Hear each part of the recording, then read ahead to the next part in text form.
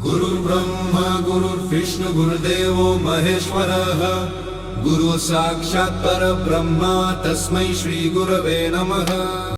Dear students, here is a beautiful summary on Grandma Climbs Tree. The poem, Grandma Climbs a Tree, is written by Ruskin Bond.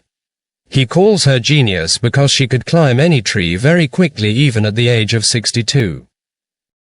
She had such a gift since childhood and she learned to climb trees from her brother at the age of 6. People advised her to stop climbing tree because she was old and weak, but she did not listen to them. They predicted that she would have a terrible fall. One day when others were in the town, she climbed a tree but could not come down.